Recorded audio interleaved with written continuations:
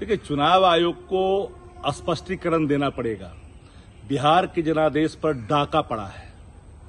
चुनाव आयोग को यह भी बताना पड़ेगा कि आचार संहिता लग जाने के बाद खातों में पैसा कैसे गया, चाहे वो जीएसटी एडवांस का पैसा हो, चाहे वो विश्व बैंक के कर्जे का पैसा हो।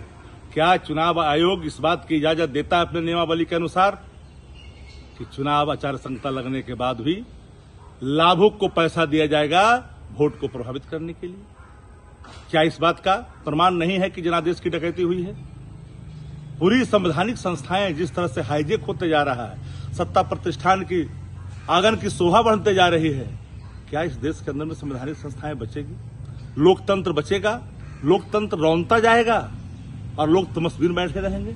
हम तो हाथ जोड़ करके, पूरे हाथ जोड़ करके आग्रह करना चाहते हैं देश को उच्चतम न्यायालय से कि लोकतंत्र की रक्षा के लिए, संवैधानिक संस्थाओं को बचाए रखने के लिए आगे आने चाहिए, संज्ञान लेना चाहिए।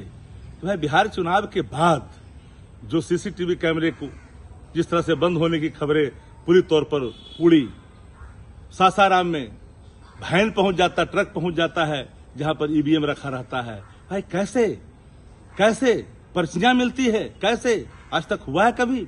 नहीं। अगर इतने प्रमाण हैं तो क्या बिहार के चुनाव जो हुए हैं, उसके जो जनादेश आए हैं, क्या इस पे डाका नहीं डाले गए हैं? इसको प्रभावित नहीं किया गया है? इसको मैनिपुलेशन नहीं है? क्या ये मशीनरी मैनेजमेंट का हिस्सा नहीं है जनादेश? ये सारे सवाल हैं। इन सवालों का उत्तर देश की आवाम, बिहार की आवाम जानना चाहती है कि आखिर चुनाव आयोग की भूमिका क्या थी।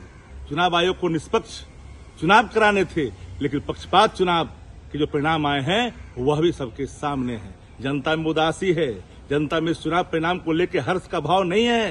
ये बात भी सबके मुखमंडल पर देखा जा रहा है। इसलिए इसको रक्षा करने के लिए लोकतंत्र को और संवैधानिक संस्थाओं को बचाने के लिए आगे आना पड़ेगा।